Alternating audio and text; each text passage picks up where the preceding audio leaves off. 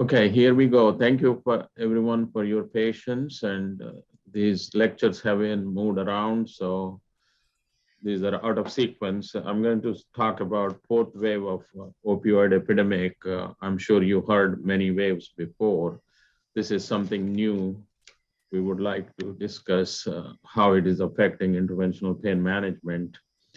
They touched a little bit on deaths of despair and so on and so forth, and we will be talking a lot more about it in this lecture. So thank you again for attending these virtual courses. Many of them are available online. You can purchase them. And I always start my lectures by thanking my grandmother, who is responsible for me becoming a doctor, and then my parents. Again, our leaders or founders of the interventional pain management, Dr. Raj Rax. Sometimes I'm going to repeat some of the stuff we have already heard many times or I have said many times. That's why I use this quote. Everything has been said before, but since nobody listens, we have to keep going back and beginning all over again. I was just listening to Alan and Adam's lecture. Many of the things sound new. So why do we call it an epidemic? Is that even accurate statement, opioid epidemic? It is not really. Epidemic is an affecting or tending to affect a disproportionately large number of individuals within a population, community, or region at the same time. Then some people recommend that we should call it a crisis. What is a crisis? A time of intense difficulty, trouble, or danger, or a time when a difficult or important decision must be made. This probably may apply for it. Endemic is a disease or a condition regularly found among particular people or certain area. I think they're talking about COVID-19 becoming from pandemic to endemic. In any case, CDC, we can't say anything against CDC. They declared overdoses from prescription painkillers, that is what they call, not opioids, prescription painkillers, an epidemic in 2011. So let us look at it. Is it prescription opioid epidemic or illicit drug epidemic? So by describing the fourth wave, we want to clarify that it's not an opioid epidemic. It is an opioid. It is not an opioid overdose crisis. It is probably a misnomer, but that is how it goes. But it is illicit drug epidemic, illicit drug overdose crisis, illicit opioid epidemic, illicit opioid overdose crisis. So these are the three waves of the rise in opioid overdose deaths. This is how CDC described wave 1, wave 2, wave 3. So now we added a wave 4 for it, that is here, starting in 2016. So what is wave 1? It was rise in prescription opioid overdose deaths, which started in 1999. It lasted for a long time until 2010. That is when it started. Wave 2 started, rise in the heroin deaths. After that, within short period of time, wave 3 started, that is the fentanyl, synthetic opioids. Now, within few years after that, fourth wave is starting. They have not been admitting fourth wave, but that is what we are doing. So fourth wave is because of many guidelines, AHRQ guidelines, CDC guidelines, COVID-19 pandemic, decreasing interventions and increasing flow of illicit drugs. So for fourth wave, there are numerous causes, confluence of multiple factors. One is the increasing demand with reduced access to opioids. Second is increased availability of illicit drugs. Prescription opioids abuse is least of all the problems. So increasing demand is based on CDC guidelines, which have application, mostly the misapplication. They have been converted into regulations. Regulatory atmosphere, this is a tragic failure of systems by at many levels, all levels. Then we have COVID-19 pandemic and policies of interventional techniques. These are the ones which increase the demand and reduce the access to opioids. Increased availability is because of the border policies, cartels. There is a paradox if you understand. Look at these numbers here. All opioids have increased deaths, and synthetic opioids is the main reason. You see, this is the blue line is the synthetic opioids. So there is not a very small gap for everything else. Then you have the heroin, which is as much as prescription opioids, natural and semi-synthetic opioids. So they are exactly the same by 2020. Heroin is here. Synthetic opioids are here. Heroin is here. Synthetic opioids are here. So opioid prescriptions per 100,000 persons, this is the most accurate way of determining, not the total number of prescriptions, etc., but per 100,000 persons or per million persons or whichever you want, 100 or 100,000, whatever. That one has significantly decreased, so to about 44 or so, which was pretty high before. It was like 80 or so. So it is a significant decrease. This is also shown in the total prescriptions. So total prescriptions have decreased 44.4% since 2011 to 2020 January, 2021 January.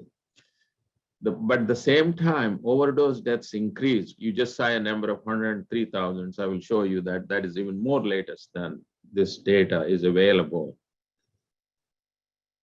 But it is not just that, it is the milligram equivalent, MME per capita have decreased significantly. The highest MME was in 2011. It's about 700 milligrams or so per capita. But in 2000, if you take the dosage from 2002, they were like 366 MME. Then later on, it came down to 298. So we are coming down slowly. At the same time, before, the opioids were prescribed at a higher level and non-opioids were a lot less. They started increasing. Both started increasing for a while. Then opioids started coming down, non-opioids started increasing. We have the issue of opioid tapering or discontinuation because of the CDC guidelines and what we understand with that. But there are major risks associated with. Whenever the reductions were 20 to 40, 50%, significant amounts of patients had overdoses.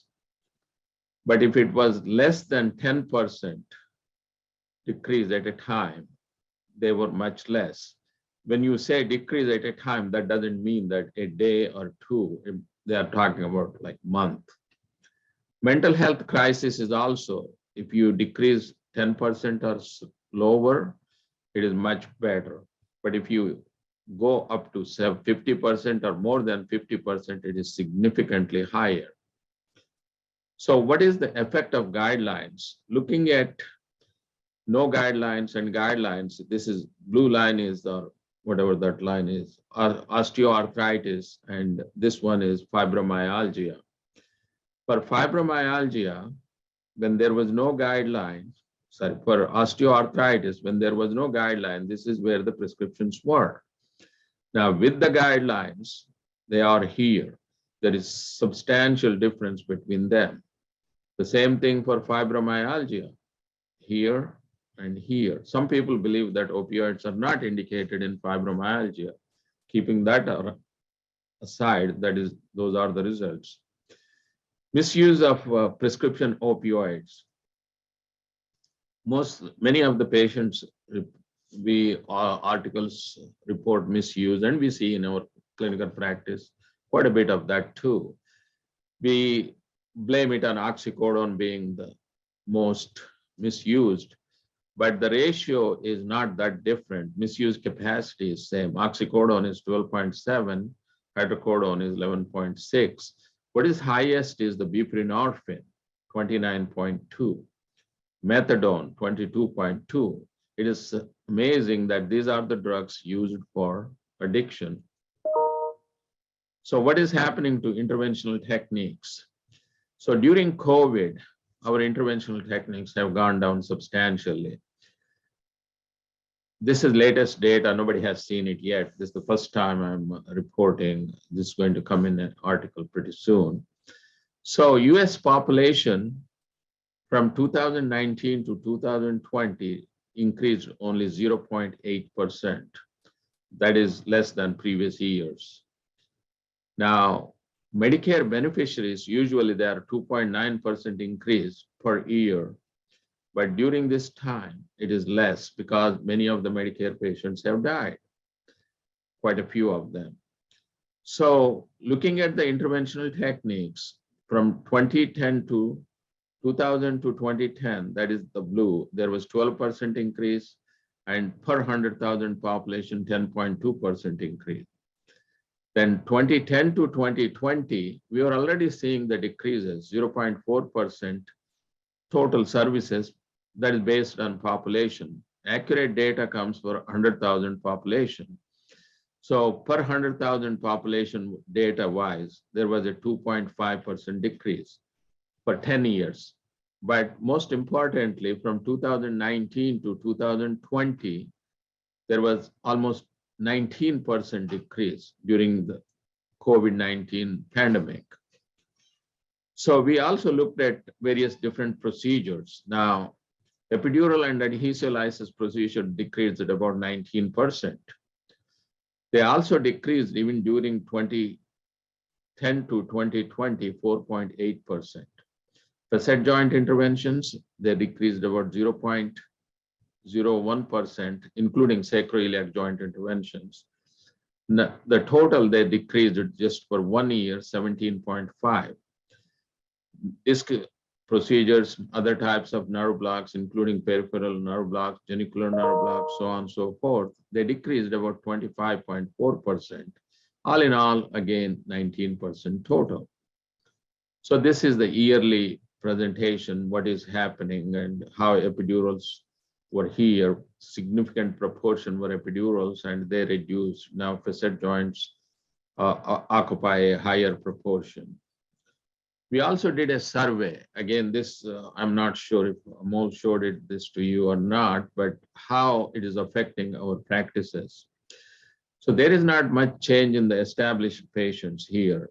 But when you take the other new patients and office procedures, ASC procedures, outpatient procedures, there is about 11 to 25% decrease. It is significant. Only the one which have shown old data up to 2019 were the spinal cord stimulations. They are the ones increasing. And facet joint interventions also did increase. Epidurals decreased and augmentation procedures really decreased. So let us look at what are the deaths of despair or opioid epidemic they were talking about. This is unrecognized tragedy of working class immunization, and this deals with middle-aged white population actually. Now we are not seeing that anymore. We are seeing more so in the African-American population. So Case and Deaton, these two scientists did a lot of research, wrote a book, multitude of articles, and President Obama really praised them. So they said that these deaths of despair are similar to overdose patterns of deaths. But they initially said they were Appalachian and Rust Belt areas and largest growth were less educated. Then they started looking at, but they also have New Hampshire and Massachusetts. These are the states with highly educated population and they're not Rust Belt and they're not poor. So what is happening? So far, it has been published that counties with relative economic decline did experience higher drug death growth. Much of this reflects observed confounding factors, not definite factors. 55 to 85% of raw correlation attenuated for drug deaths. 77 to 83% for opioid mortality. However, so it take all these economic conditions explain only 1/6 of the observed increase in death rates. So again, this philosophy may be not very accurate. When they were doing these studies up to 2015 and 2010, this is all-cause mortality compared to different countries. United States, these are the white males. They started showing significant increases in their death rate. So in the same population, ages 45 to 54, here all the different countries, here just in the United States, different conditions they compared. The poisonings were the highest. They went significantly higher. Lung cancer actually started declining. Suicides stable, increased and stable. Chronic liver disease increasing, diabetes, that may be because of chronic liver disease because of the Tylenol they are taking. So among non-Hispanic Americans or white males, again, this is what it is, differentiating between the age groups. It keeps going up in all age groups. The education-wise, if they have high school or less education, deaths are higher. If they, same thing for others, Hispanics, they're not so, even they are not that educated. So men with high school or less education, their death rates are extremely high, you see. Women also high. Men with bachelor's degree significantly lower, women with bachelor's degree also significantly lower. So coming back to our fourth wave or opioid epidemic, 12 months ending 2021, these are the drugs. I think you may have seen this slide before, just now. These are the total opioid deaths, all opioids. So this is synthetic opioids. This is the fentanyl and psychostimulants. It is somewhere here in this. Cocaine went up and it is stabilizer now. Heroin, it is in here. Natural and synthetic opioids, this is where it is. Actually, it is lower than the other ones. And this is methadone. Overall, if you take all the drugs, if you take prescription opioids, which include natural and semi-synthetic opioids, along with methadone, for 20 years, they increased at 334%, and last 10 years, they increased 200 to 210, they increased 285%. But 210 to 220, they increased only 13%. 219 to 2020, they increased 16%. In 1 year with COVID-19 pandemic and all the other factors, this is when fourth epidemic is really pushing into it. So the fentanyl, this is the saga, major saga. This is 7,000% in 20 years. And in first 10 years, 285%. That is during the first and second waves of the third wave started, they increased last 10 years, 1,800%. And just for 1 year, 2019 to 2020, they increased about 55%. Heroin also increased, but now it is decreasing. So all in all, when you combine with the prescription opioids with methadone, there is a 16% increase. But when you remove the methadone and just take the prescription opioids without other synthetic narcotics, we actually are reduced about 35% until 2019. Now coming back to these waves, wave 1, wave 2, wave 3, and wave 4. And again, in the fourth wave, here it is, in overall deaths increased. This is in 2020. All of them increased. Per deaths per 100,000 population, were higher, increased for males, total, and everything else. From 2019 to 2020, this is the fentanyl deaths, how they have increased. Heroin is coming down. And synthetic opioids, natural and semi-synthetic opioids are here. Heroin and they are same. Methadone is pretty much the same or slightly less. Here you see psychostimulants with abuse potential and cocaine. Cocaine has been going up, increasing.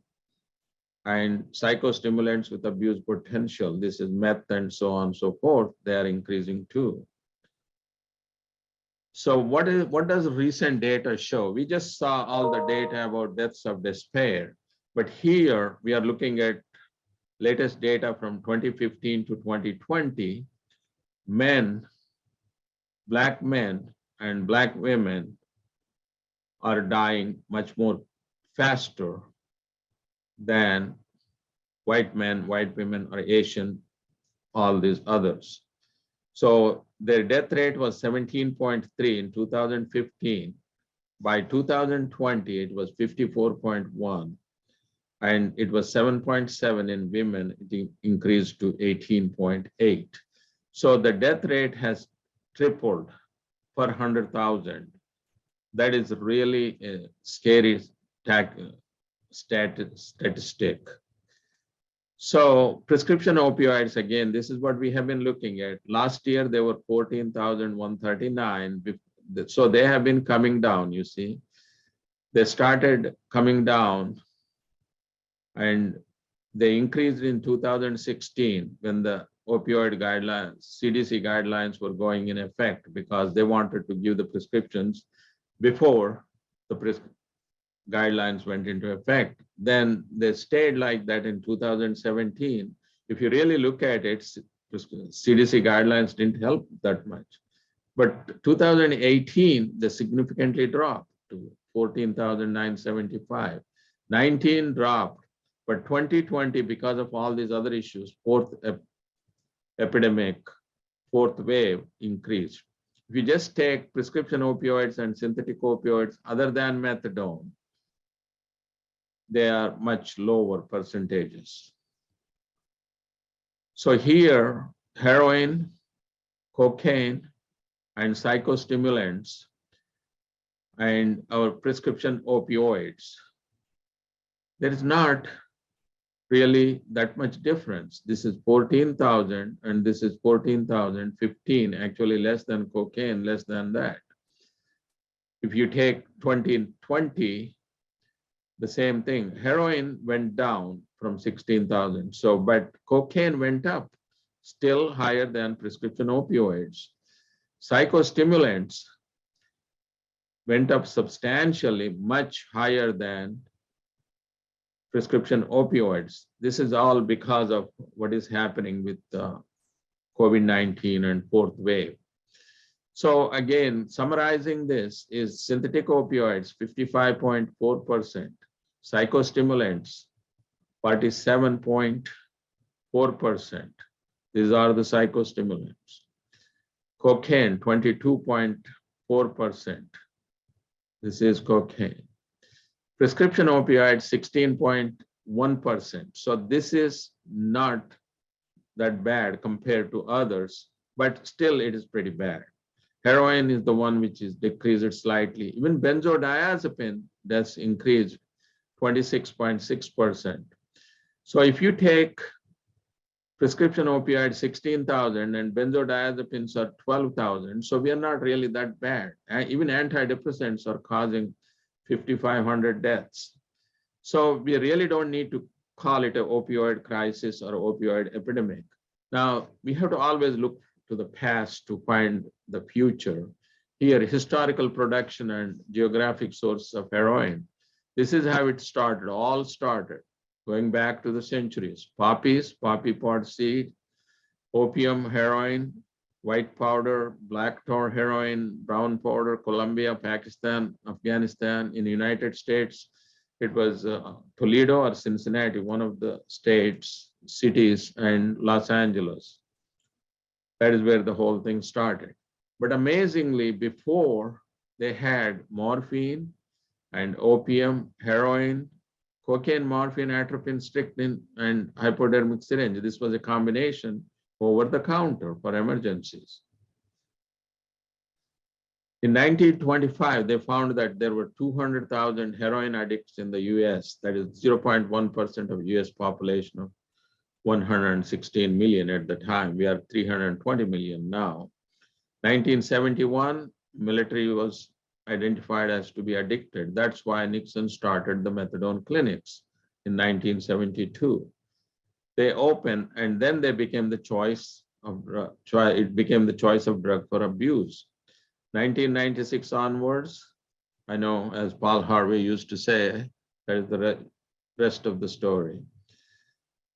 So going to the federal legislation, the important one is there have been multiple Harrison Narcotic Act, Heroin Act, and then Controlled Substances Act, which started in 1970. All our inspections, everything are based on Controlled Substances Act. It regulates manufacture and distribution of narcotics, establishes 5 narcotic schedules. And at the same time, marijuana becomes a controlled substance. Then we have Narcotic Treatment Addiction. In 2016, Comprehensive Addiction and Recovery Act of 2016, this authorized $181 million. This is where our best practices come. So these are the ones. How did we get opioid liberalization in the beginning? Wave 1, wave 2, and those things. Lax regulations by FDA, approval of OxyContin and Zohydro, misrepresentation of the evidence of efficacy and lack of addiction, supply chain without checks and balances, direct-to-physician marketing, false marketing, increased levels of production, safety and legitimacy promotion. They said because it is a prescription drug, it is very safe. And of course, corporate greed. Some are saying that these were not really factors and we should freely give opioids now. We are not quite agree with that either, but liberalization, FDA licensure boards, these are responsible. Supposedly they are the ones who are coming after you, but they are responsible for significant issues. Federation of State Medical Boards are the ones which issued the first guidelines based on drug company requests with no disciplinary action against practitioner based solely on the quantity and or the frequency of the opioid prescribed. So nobody should be investigated, but they were. The pain as the 5th vital sign, that is one of the most dangerous things. So it increased. They always wanted to get the scores down, so they kept giving more and more medication. Poor science. They kept saying it was non-addiction because just based on a letter published and Portnoy study of 38 patients and implementation of impact APS. So they also issued a joint statement in 1997, APS and AAPM. APS doesn't exist anymore. Wisconsin Pain Policy Group, this was totally funded by the drug industry and they were guidelines from drug industry. Then physicians and promotion of literature. This was all nicely packed. It was not really peer-reviewed literature, but we all were made to believe that it was peer-reviewed. Direct-to-physician marketing. Illicit drugs. So they started getting more and more available and combination of heroin with fentanyl and carfentanil. This is the basis for saying that opioids are non-addictive because they studied post-operative patients, about 40,000 or so, with a single dose intramuscular injection or so on and so forth, and they said it was not addictive. So this became a big issue. This is the king of pain. So Portnoy, 38 patients, 12 patients used oxycodone, 7 patients methadone, 5 patients levorphanol, 14 patients used other drugs, but none of them used the most common drug, hydrocodone. This study became the major issue. So we testified for NASPR. I testified in 2004 and later on again, and Dr. Binyamin testified in 2018. There were the same issues. somewhat different. So we have been having same solutions year after year. 2004, 6, 16, that is when CDC guidelines came. Now 21, it is pretty much the same, nothing has changed.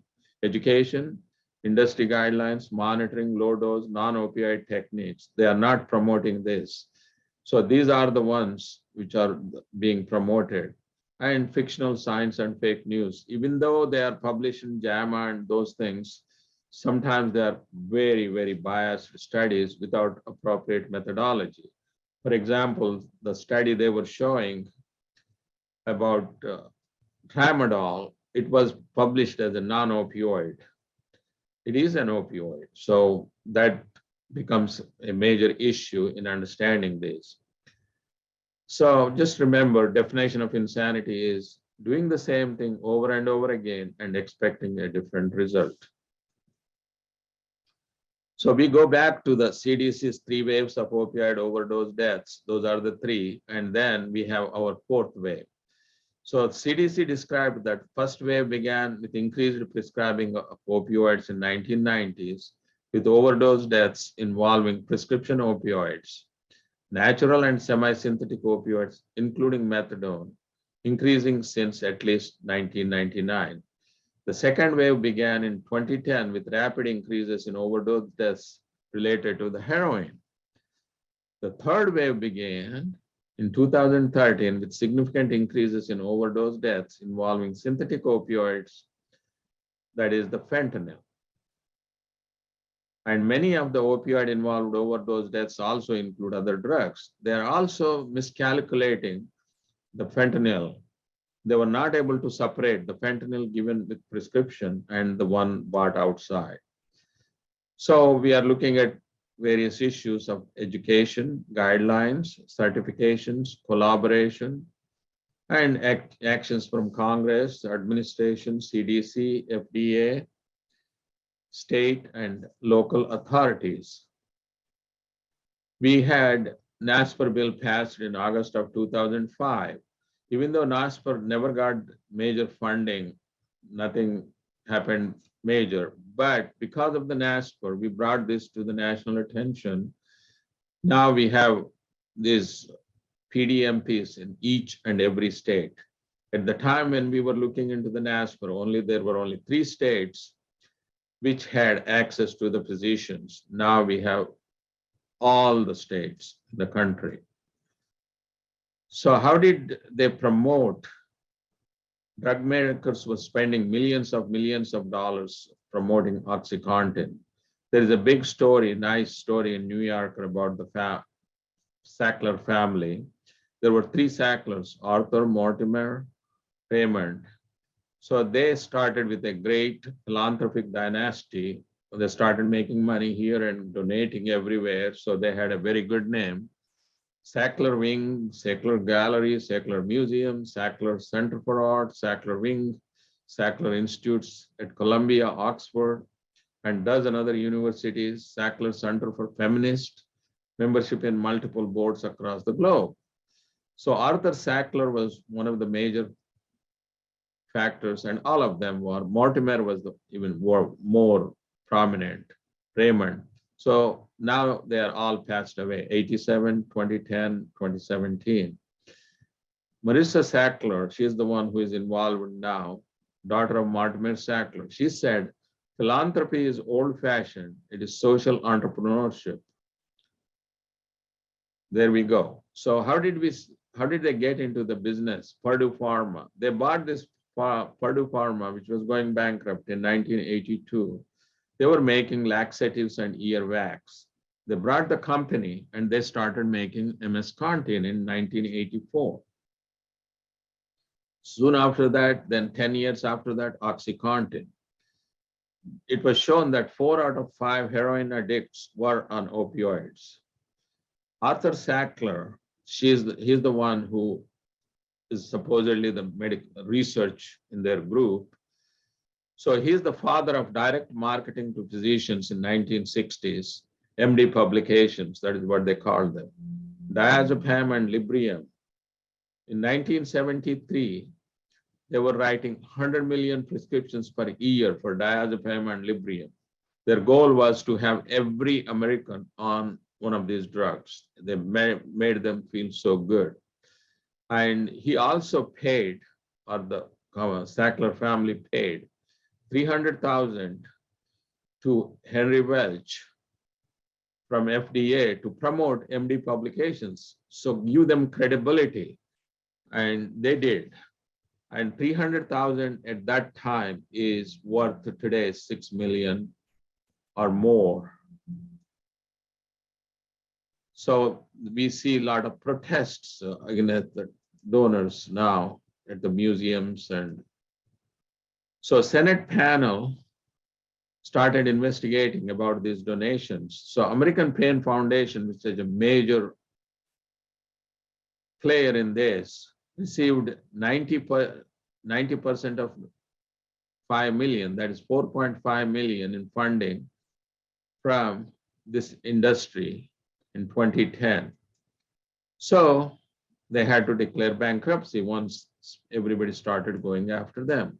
Now there is a national foundation that is different now. So New Jersey's, these are all the lawsuits everywhere. So this is an article published about how FDA helped opioid crisis. So in 1995, Curtis Wright, he was the review officer for OxyContin at the FDA. He approved it, and then he said, care should be taken to limit competitive production. He didn't want any competition for this wonderful, wonderful drug. So that is the reason they didn't have many other companies making OxyContin. And when they did start making them, Purdue Pharma went ahead and bought all of them. So later on, David Kessler, FDA commissioner, said, no doubt it was a mistake. It was certainly one of the worst medical mistakes, a major mistake, approving OxyContin. And Andrew Kolodny, who really wants to eliminate opioids from the face of the earth, he says, or for chronic patients at least, we wouldn't be having an opioid epidemic if the FDA had done its job properly. So there are a lot of settlements in hundreds of millions of dollars. It also goes this here, Margaret Hamburg, who was the FDA commissioner at one time, she was essentially indirectly promoting Zohydro. Again, Senate raised red flags about the conflicts of interest on this panel. However, this panel is still alive, still making recommendations. Opioid lawsuits, another society, AIPM, this was the American Academy of Pain Management, then Integrative Pain Management, then American Pain Society.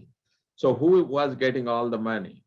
US Pain Foundation, and that was the one which went bankrupt, I think. National Pain Foundation, American Pain Society, American Academy of Pain Medicine, that is the one which went bankrupt too.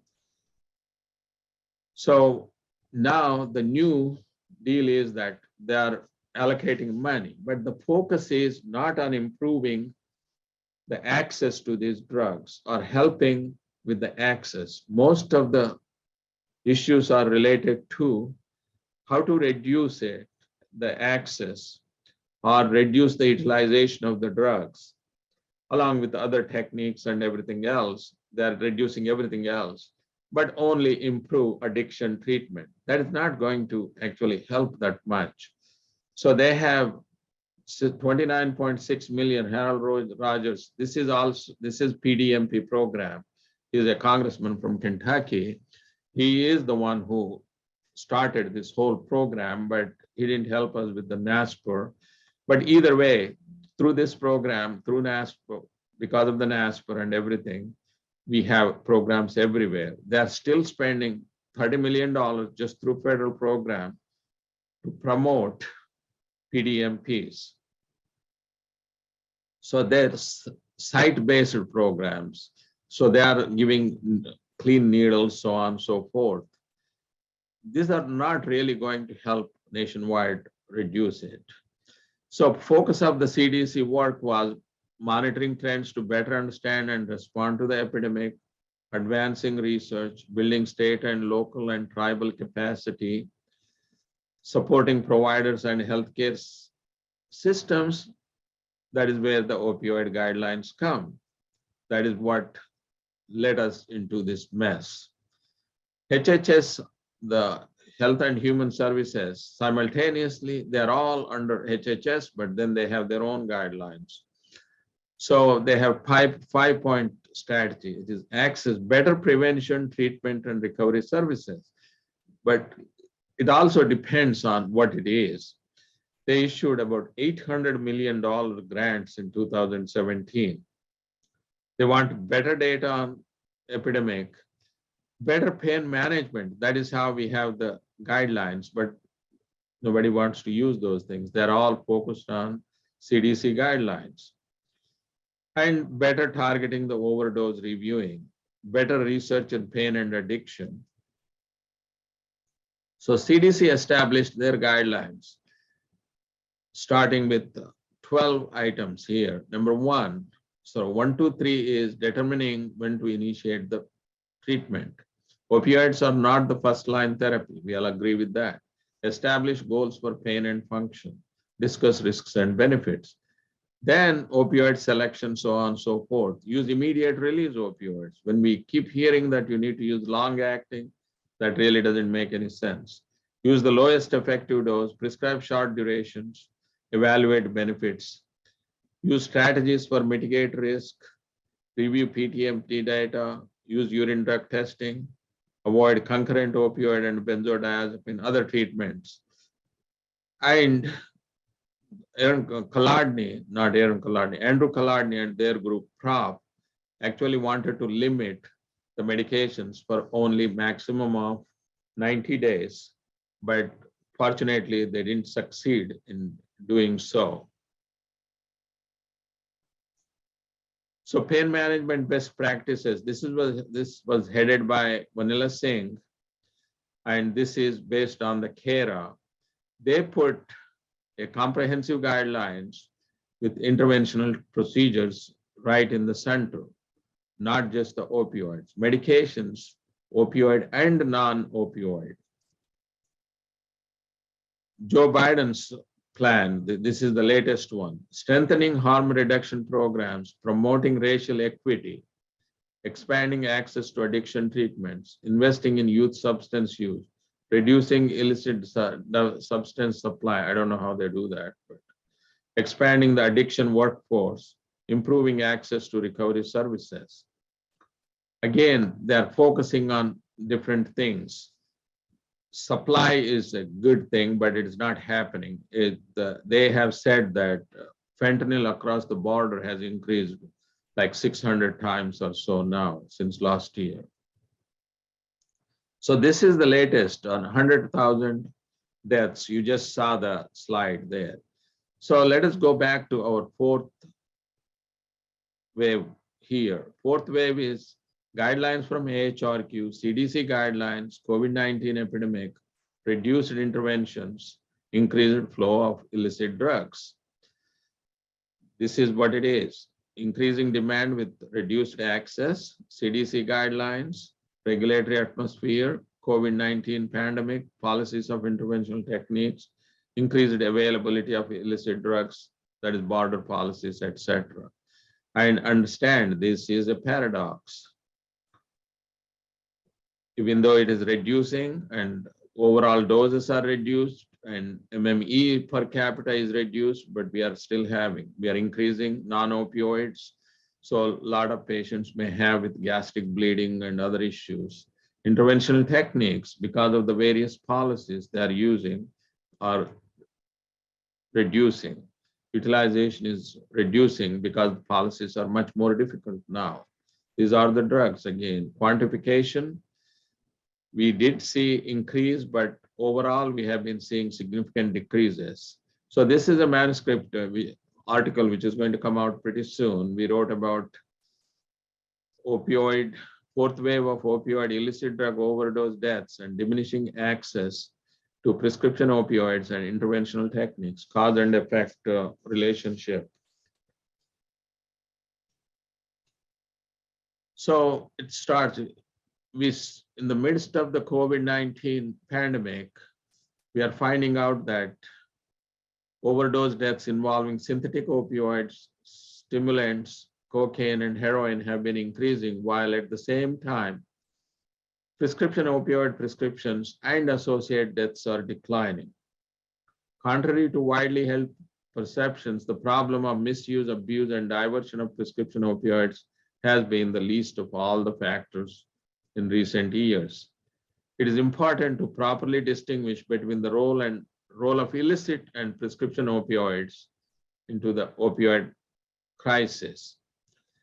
Everything we are doing based on the consensus administrative policies, harm reduction, that is not going to be effective, which leads to the curbing of the opioid prescriptions.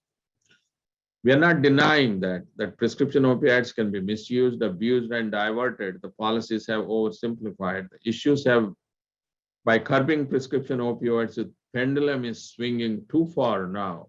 Before it was this way, now this way. There is no acknowledgement that opioids have legitimate uses for persons suffering from chronic pain, even though it is the most effective drug. May not be on a long-term basis, but still there is no acknowledgement for that. Similar to opioid crisis, interventional pain management procedures have been affected by various policies. We have all these newest policies, facet joint policies, epidural guidelines. They're going to be even declining even further down. In some states, the limit was 6 per region. Now it has gone down to 4 per region. You cannot do the therapeutic facet joint nerve blocks. You have to do only radio frequency. And you cannot do epidurals on patients who fail facet joint diagnosis before we could. So all these things are going to be there. So these people are going to receive more pain medication. And if we are not giving the proper medication, they go onto the street and they get addicted and they may go into one of these illicit drugs. So we are escalating the 4th wave. So the opioid overdose waves, past wave 1 was associated with prescription opioid overdose deaths. Wave 2 was heroin.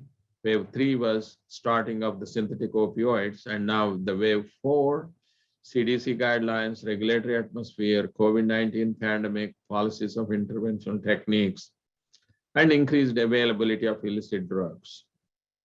Thank you. Do we have any questions? There is one in the chat room. Yeah, it looks like people have been putting in them in the chat section. No, but that is not about this subject though. Well, okay, if we don't have any questions, we can go ahead and take a break and then return at 11 o'clock. Yes, 11. That was a fantastic talk. Yes, it was. Oh, who was this? It's Hanson. Oh, Hanson. Fantastic. Yeah. One of the best ones you've ever done. Oh, wow. Thank you.